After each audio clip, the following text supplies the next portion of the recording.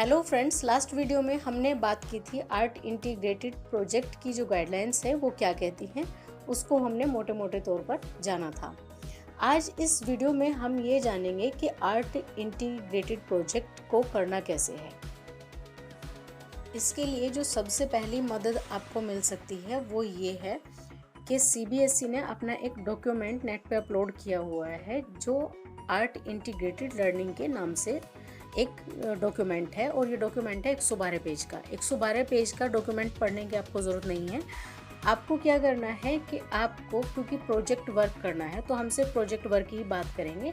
Page number 18 से लेके page number 24 तक उन राज्यों की लिस्ट दी गई है जिनकी पेयरिंग की गई है, तो उसमें सारे राज्य मेंशन हैं। उन सारे राज्यों से रिलेटेड वहाँ की जो मोटे मोटी जो कल्चर है, जो आर्ट है, उसके बारे में वहाँ पर मेंशन किया गया है। फॉर एग्जांपल, हर राज्य की वहाँ पर डांस फॉर्म कौन कौन सी है फेमस, म्यूज़िक कौन सा है, वहाँ का फेमस फूड क्या है, वहाँ की लैंग्वेज कौन सी है और वहाँ की क्या क्या चीज़ें फेमस है, इस तरीके की कुछ चीज़ें उसमें मेंशन की गई हैं, जिससे आपको प्राइमरी तौर पर ये मदद मिलेगी कि हम किन किन चीज़ों के बारे में ये प्रोजेक्ट वर्क कर सकते हैं। तो आइए इसको एक उदाहरण से समझते हैं कि कैसे हम क्लास 10 के लिए आर्ट इंटीग्रेटेड प्रोजेक्ट को बना सकते हैं।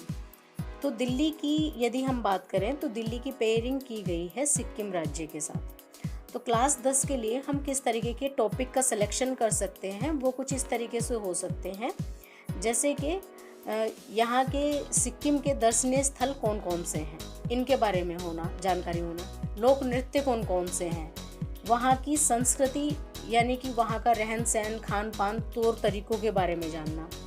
वहाँ का साहित्य किस तरीके का है, कौन कौन से वहाँ के फेमस लेखक हैं, विचारक हैं, इस तरीके की चीज़ों के बारे में हम अपना प्रोजेक्ट वर्क तैयार कर सकते हैं।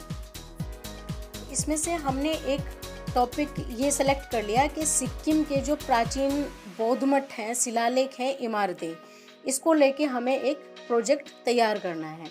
अब ये जो प्रोजेक्ट है ये 4 और 5 बच्चों के ग्रुप में हमें करना है। 4 से 5 बच्चे हर ग्रुप में रहेंगे। तो ये जो ग्रुप का सिलेक्शन है वो बेसिकली इस आधार पे कर सकते हैं कि जिन बच्चों की आपसे अंडरस्टैंडिंग, समझ बहुत अच्छी है, उस आधार पे आपस में एक दूसरे के साथ शेयर कर सकते हैं, इजीली कांटेक्ट कर सकते हैं, तो उस आधार पे उनका एक ग्रुप बना सकते हैं। अब हमको जो दूसरी चीज़ करनी है ग्रुप बनने के बाद ये है कि जो वहाँ के सिक्किम के प्राचीन बौद्ध मठ हैं, शिलालेख हैं, इमारतें हैं, इनके बारे में जानकारी इकट्ठी करना, इनको समझना, जानना, ये सारी चीज़ें हमें इकट्ठी करनी है।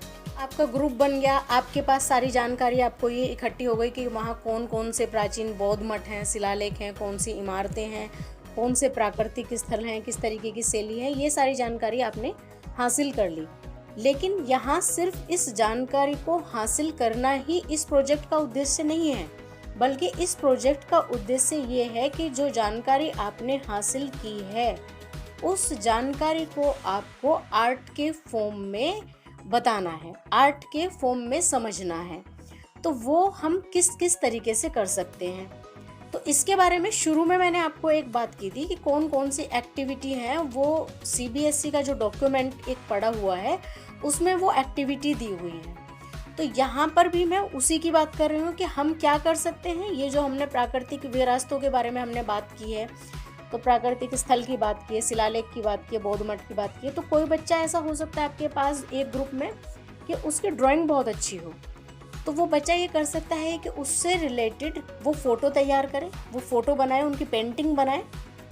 कोई दूसरा बच्चा ये हो सकता है कि क्ले से वो बहुत अच्छे तरीके की चीज़ें बनाना जानता हो हो सकता है वो इस तरीके से बच्चा इसको प्रदर्शित कर सकता है कि कोई वो एक मठ तैयार करे और वो मिट्टी से बना दे उसको, तो इस तरीके की चीज़ें कर सकता है। कोई एक बच्चा ऐसा हो सकता है कि फ़ोटोज़ कुछ कलेक्ट कर ले इमारतों के और इन इमारतों के फ़ोटो कलेक्ट करके कोई कोलाज बना ले। कोई एक बच्चा ऐसा हो सकता है कि कंप्यूटर से ग्राफिक तैयार कर ले।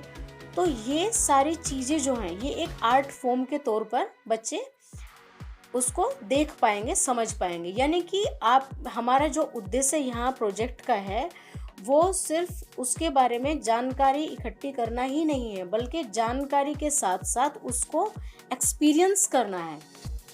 अब अंत में जो बात आती है वो ये कि आपने अपनी समझ को जो आर्ट के साथ विस्तार दिया है, आर्ट के तौर पे अपनी समझ जो आपने किसी भी सब्जेक्ट में दिखाई है, तो उसको जो एक रिपोर्ट के फॉर्म में तैयार करना है, उस एक रिपोर्ट के फॉर्म में तैयार करना है। ये रिपोर्ट, ये फाइल जो है वो आपके प्रोजेक्ट की एक फाइल होगी जो सबमिट होगी।